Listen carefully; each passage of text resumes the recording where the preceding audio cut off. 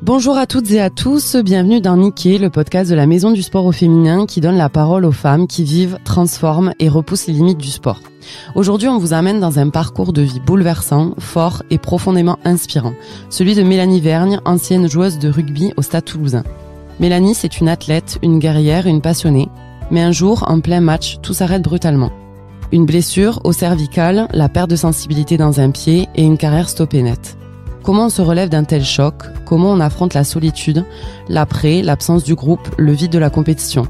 Et surtout, comment on transforme cette épreuve en un nouveau défi? Car Mélanie n'a pas baissé les bras. Aujourd'hui, elle se lance dans une nouvelle aventure, le paratriathlon. Une discipline exigeante où elle repart de zéro, avec une volonté de faire, mais aussi des besoins concrets pour avancer. Dans cet épisode, elle nous parle sans filtre de ses doutes, de son isolement, de son corps qui a changé, mais aussi de son mental, de sa rage de vivre et de son envie farouche de continuer à performer. Installez-vous, ouvrez grand vos oreilles. Voici le récit d'une femme qui n'a pas fini de courir. Bonjour Mélanie, bienvenue dans Niqué. Merci d'avoir accepté de partager ton histoire avec nous. Donc tu as été joueuse au Stade Toulousain Rugby. Est-ce que tu peux nous parler de ce que représente le rugby dans ta vie avant ta blessure? Bonjour, merci déjà de me recevoir. Le rugby, pour moi, c'était un grand équilibre. Je commençais le rugby à 4 ans. J'en ai 26, donc ça fait vraiment 22 ans que je fais du rugby.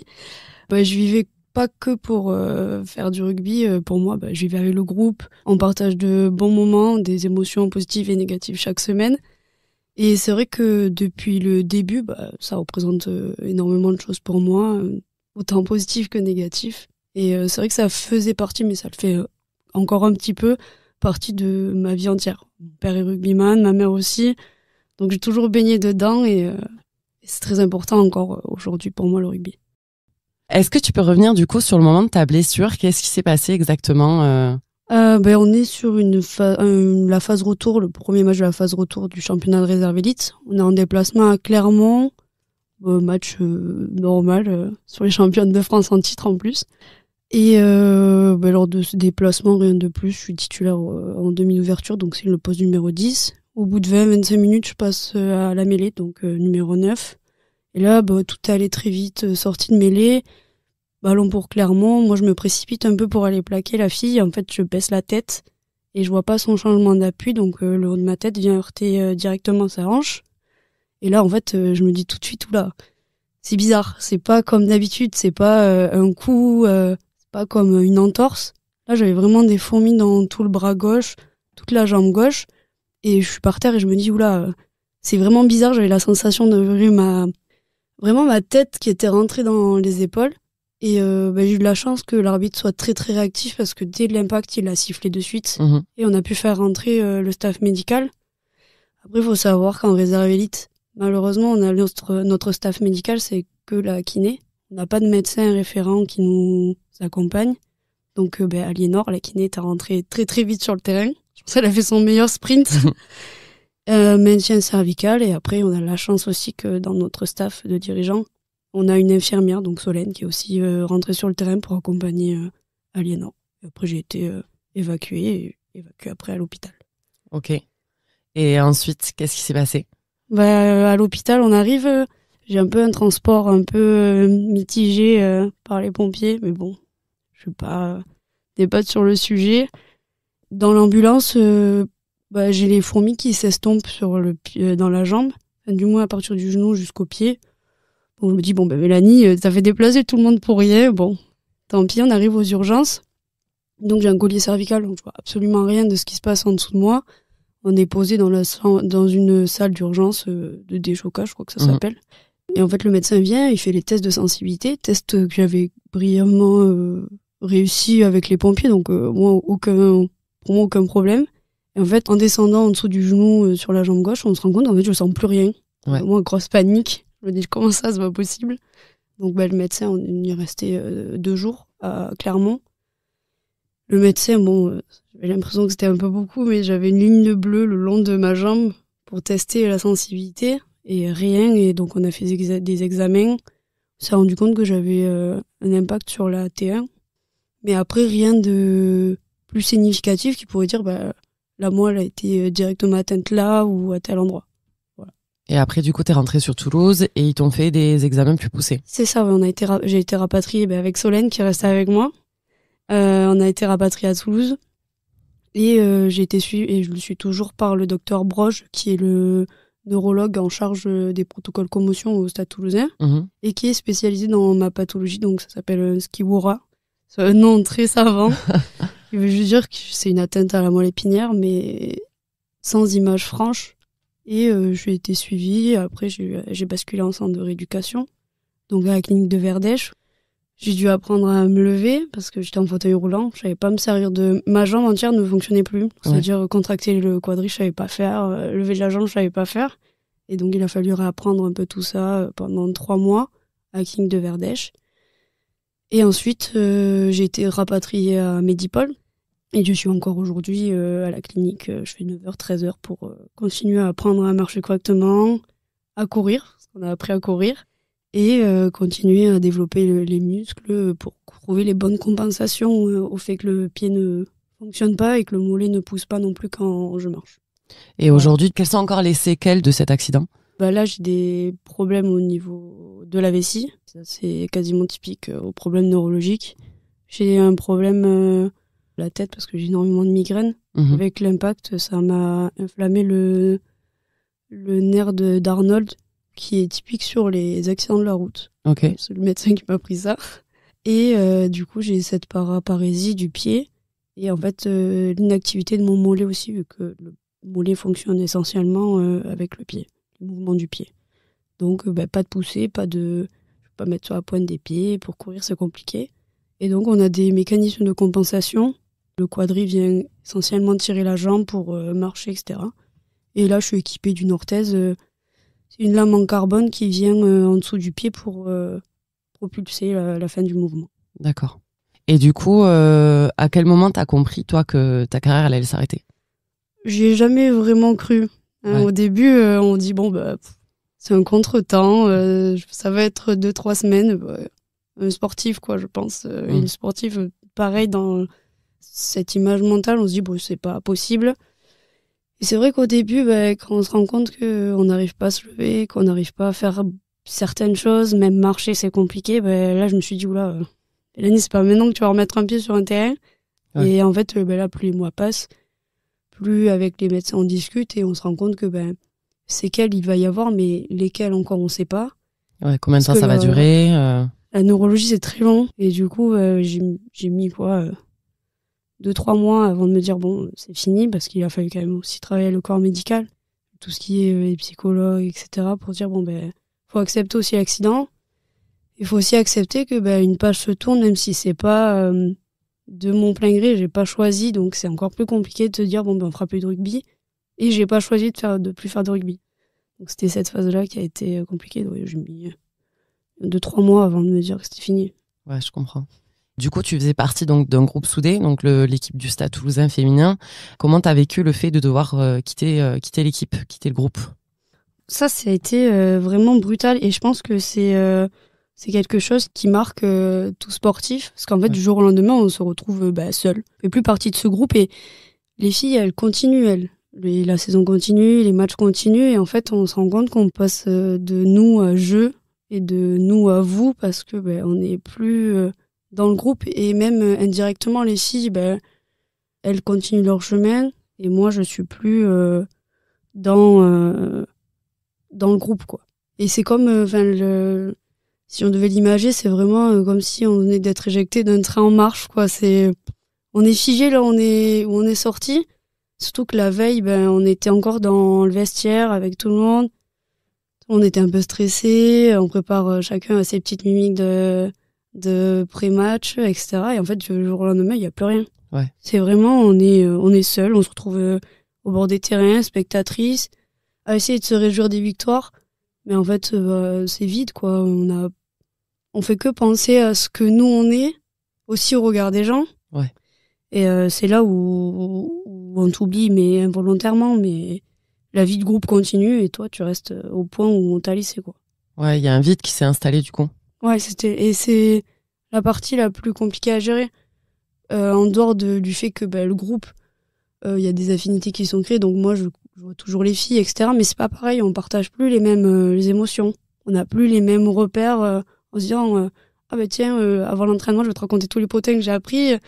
Là, c'est plus pareil. On se voit sur un repas, on va discuter un peu de tout, on essaye. Enfin, les filles essayent indirectement d'éviter un peu le rugby. Donc c'est vrai que sur ça, on se sent seul. Et c'est là où le sport collectif, c'est marquant quand on quitte, peu importe la blessure, que ce soit une blessure de 3 semaines ou une rupture d'un ligament avec 6 ou 8 mois. En fait, on se retrouve propulsé en dehors de la vie, de la dynamique du groupe. Et là, c'est hyper déstabilisant parce qu'on n'est pas du tout préparé. Mentalement, on se prépare pas à se dire, je vais me blesser, je vais être en dehors du groupe. Et en fait, ça nous arrive d'un coup tout seul. Et même si, moi, j'ai la chance que Solène, la dirigeante, elle m'harcèle tous les jours quasiment pour avoir des nouvelles, etc. C'est vrai que c'est coupé. Et puis là, en plus, c'était la semaine de reprise d'entraînement. C'était une saison où je participe pas. Et là, je me dis, là, c'est compliqué, ouais.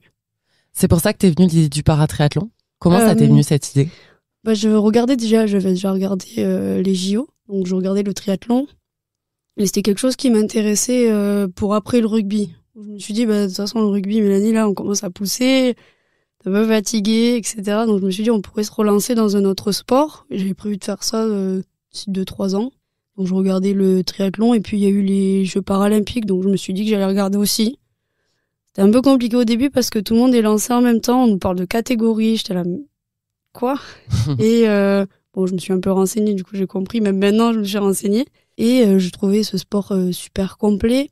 Puis c'est un sport ainsi individuel parce que le sport collectif a tous ses avantages, mais aussi tous ses inconvénients. Du fait que la réussite de l'équipe, elle est collective et qu'effectivement, il peut y avoir des gens qui sont plus ou moins investis, alors que là, c'est un travail personnel où on n'est que face à soi-même et qu'on a l'avantage d'avoir 3 sports différents et pouvoir aussi s'intégrer à ces 3 sports-là et découvrir de nouvelles choses. C'est quelque chose qui m'a vraiment intéressée de suite. Tu disais que donc tu avais perdu la sensibilité dans ton pied. Du coup, comment tu adaptes ta pratique à ce nouveau sport? Là, j'ai dû tout réapprendre. Ouais. Faut pas baisser les bras parce que encore là, il y a 3 jours, je fais du vélo, j'ai mes pédales qui déclipsent et ça m'énerve. Il faut pas baisser les bras, il faut réapprendre les foulées, réapprendre d'abord à marcher, comment se servir de ses muscles, les foulées, réapprendre à faire du vélo et à compenser aussi ces systèmes de poussée en tirant, etc. Il faut juste arriver à adapter son parcours et à adapter comment on réagit face aux différentes étapes du sport. Et du coup, t'es suivie sur l'apprentissage de ce nouveau sport? Je commence en septembre. Ouais. Je vais essayer de rentrer au Toulouse Triathlon. Et sinon, là, j'ai commencé les entraînements de triathlon, tout ce qui est natation, vélo, course, mais plus en autonomie, le temps que la saison reprenne, parce que là, ils finissent la saison dernière. Parce que la saison de triathlon, c'est surtout l'été. Sinon, il y a des triathlons indoor. Mais sinon, les vrais triathlons, c'est surtout l'été pour pouvoir nager en eau libre plus facilement. D'accord. Qu'est-ce que ça représente pour toi de te lancer dans ce nouveau sport, ce nouveau challenge? C'est un nouveau défi. C'est comme repartir sur une première année. Ouais. Sauf que là, cette fois-ci, j'ai quand même l'expérience du haut niveau. Donc, je sais un petit peu ce qu'on attend d'un sportif ou d'une sportive sur le haut niveau. Et c'est juste, pour moi, c'est pas qu'un défi sportif, c'est aussi pour ma fierté, me dire que je suis toujours capable de faire du sport, peu importe le niveau, même si j'espère que ça sera à très haut niveau. Et c'est comme une reconstruction personnelle. Une revanche? Revanche, pas forcément. Je parlerais plus d'une renaissance, se dire qu'on repart à zéro. Ouais. Mais que la blessure, elle gagnera jamais, en fait. Ouais. Il faut, je dis pas que c'est tout beau, tout rose tous les jours, mais c'est arriver à se dire que maintenant, on a juste un nouveau corps, qu'il faut s'habituer à être comme ça, mais que la vie, elle continue, que j'ai de la chance d'être debout, d'être en bonne santé, et que maintenant, il faut avancer et trouver de nouveaux objectifs avec des différents paliers qui seront plus faciles à atteindre jusqu'au rêve ultime, quoi. Ouais, c'est une grande force, de toute façon. C'est ça, il faut pas laisser tomber. Et du coup, par rapport au paratriathlon, comment on se reconstruit là, physiquement, mentalement, quand on a tout à réapprendre? Il faut beaucoup, beaucoup de patience. Ouais. Parce qu'au rugby, j'avais vraiment tous mes repères. Donc, c'est plus facile, quoi. On arrive, on met les crampons, c'est parti, on sait ce qu'il faut faire. Là, on doit tout réapprendre, se reconstruire physiquement, parce que on a le corps qui a changé. Accepter les jours où j'ai pas envie. Mentalement aussi, c'est un autre combat parce qu'il faut aussi accepter le regard des gens. Accepter le regard des gens qui, quand je marche en short, me disent « Oh, mais une jambe d'handicapé, waouh, je suis là, hein, je vous entends. » Il faut aussi prendre en compte son nouveau corps, accepter qu'on perd de la masse musculaire, que y a des parties du corps qui fondent aussi et que ça va pas se reconstruire. Et aussi apprendre tous ces nouveaux mouvements, apprendre ces mouvements de compensation qui soient bien réalisés. Bon, je suis pas une nageuse professionnelle, donc aussi réapprendre la nage, tous ces principes-là. Et c'est ça qui est le plus prenant. Et est-ce que tu te sens soutenue dans ce projet ?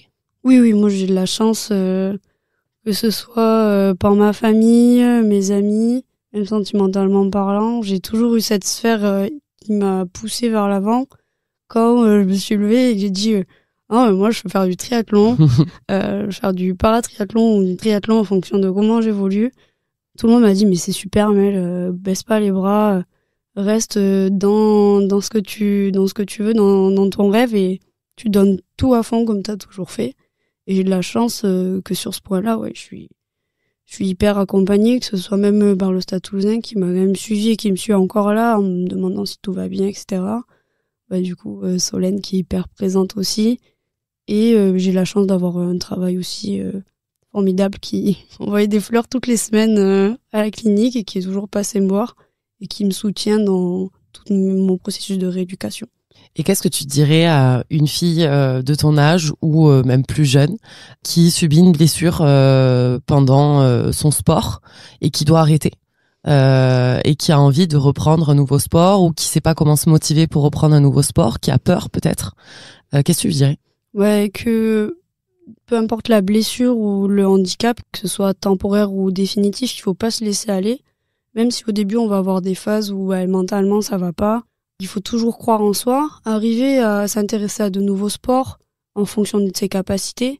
Et même si c'est pas un sport, quelque chose qui nous passionne et qui pourrait nous stimuler, et qu'il faut jamais laisser tomber.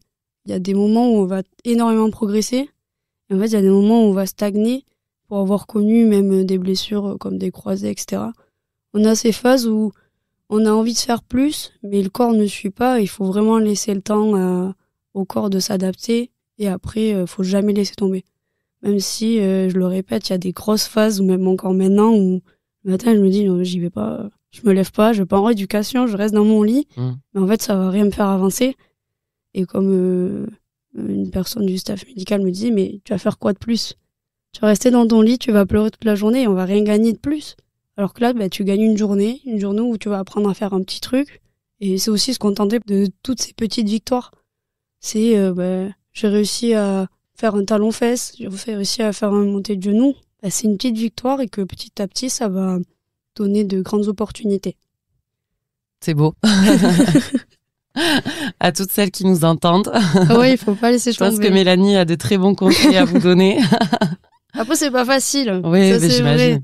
Mais toujours arriver il faut de la force mentale, beaucoup de force mentale, c'est ce que tu dis en fait. Exactement. Après, il faut pas aussi hésiter à se faire accompagner. Et même si on n'a pas envie de parler, en fait, une petite séance de sophrologie pour se détendre, des choses comme ça, c'est quelque chose qui nous remet sur le droit chemin et boum, on a envie de repartir et de gagner la vie avant que la vie elle nous gagne, quoi. Bien sûr. Et du coup, quel message t'aimerais faire passer ? Qu'aujourd'hui, j'ai juste ce besoin d'avoir un soutien et de donner vie à ce projet de paratriathlon. C'est vraiment ça le message qui devrait être transmis, c'est que il faut me faire confiance, que je pense qu'avec le haut niveau que j'ai pu avoir avec le rugby, je suis capable de me dépasser et que j'ai quand même toutes les conditions physiques qui font que tout le reste fonctionne et que je suis capable de faire de grandes choses. Donc c'est plus un message de dire moi je me lance aussi dans cette aventure avec Mélanie, pourquoi pas. Son message il m'intéresse, sa vie m'intéresse, tout ce qu'elle ton histoire donne, l'histoire, voilà, son histoire m'intéresse, donc moi je participe. Peu importe la participation, même si c'est juste un message disant trop bien Mélanie et tout, nous on est à fond derrière toi, ça juste déjà ça me dit maintenant on se lève et on va aller à la piscine et on va courir, voilà. C'est plus dans ce sens-là. Donc, s'il y a des gens motivés, si vous entendez ce message, on mettra dans le texte descriptif du podcast tous les contacts de Mélanie. C'est quoi ton rêve, Mélanie, maintenant? On a réussi avec les psychologues à aussi mettre des grades quand même, oui, voilà. Parce que là, mon rêve ultime, moi, ça serait de participer aux Jeux Olympiques, donc les Jeux Paralympiques. Ça, c'est vraiment le but ultime. Ouais. Mais sinon, à court terme, ça serait d'arriver à finir une première compétition de paratriathlon. Et ensuite, de pouvoir intégrer l'équipe de France pour faire des compétitions internationales. Super. Ça serait vraiment... si on devait faire par étapes, ça serait ça. Tu t'es inscrite déjà à une compétition? Non, pas pour le moment. Okay. Parce qu'il faut quand même être sûr que je sois prête, parce que les dernières compétitions, elles sont là, fin octobre.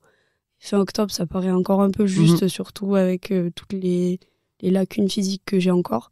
Mais en fait, là, on prépare concrètement la saison 2026 pour que je puisse participer à la première compétition 2026 en outdoor. Je pars parce qu'il y en a des compétitions en intérieur. Il y en a l'hiver, donc si je suis prête, peut-être que j'en ferai une en hiver. C'est ce qu'on te souhaite. C'est ça. Surtout que moi, je suis quelqu'un qui fonce vite. Alors dès que j'ai l'opportunité, je vais pas m'enlever de ça, quoi. Est-ce que tu voudrais dire quelque chose, le mot de la fin? Qu'il faut vraiment croire en tout ce qu'on veut faire. Peu importe la personne qui m'écoute là, que ce soit quelqu'un qui est passionné dans la lecture, qui veut écrire un livre, ou quelqu'un qui veut se lancer dans un nouveau sport, qu'il faut toujours croire en soi. Aussi bien rappeler que le rugby, c'est comme tous les sports. Ça a des impacts sur le physique, mais que c'est pas non plus un sport des plus dangereux. Les parents mettent toujours leur enfant à l'équitation, alors que c'est le sport qui blesse le plus la moelle épinière. Donc il faut pas non plus que les personnes qui écoutent ce podcast se disent « Oh non, on fera jamais de rugby, ma fille ». Non, au contraire, il faut aussi prendre en compte que le rugby, c'est un sport physique, effectivement, mais que, comme tous les sports, il y a son risque de blessure, que c'est une partie infime, et que je fais partie de cette partie infime qui sont des graves blessures, mais il faut continuer à promouvoir le rugby féminin et toujours continuer à vouloir se propulser au maximum dans un sport, pouvoir bouger de l'activité, peu importe le sport, et toujours croire, même si c'est une phrase un peu bateau, toujours croire en ses rêves. Parce que il pourrait se réaliser et en plus apporter de belles choses à la suite. En tout cas, on te le souhaite, Mélanie. On te souhaite beaucoup de courage et de motivation pour atteindre les objectifs. On espère te voir peut-être en 2028. J'espère. Je vous enverrai un message. Ah, c'est sûr. En tout cas, merci Mélanie pour ce moment de vérité, d'émotion et de force. Ce que tu nous montres aujourd'hui, c'est qu'il n'y a pas qu'une seule manière d'être sportive, qu'au-delà des podiums ou des maillots, il y a des combats intimes, silencieux, des trajectoires courageuses qui méritent d'être entendues. Si vous avez été touché par son histoire, partagez cet épisode, parlez-en autour de vous. Et si vous avez les moyens d'aider Mélanie dans son projet paratriathlon, que ce soit pour un don, du matériel ou du soutien logistique, n'hésitez pas à la contacter ou joindre la Maison du Sport au Féminin. Vous trouverez toutes les infos dans le descriptif de l'épisode. Chez Nikkei, on croit que la visibilité, c'est déjà un levier de changement. À très vite pour un nouvel épisode. Et n'oubliez pas, chaque femme a son terrain de jeu, à elle de le tracer. À bientôt Mélanie. À bientôt.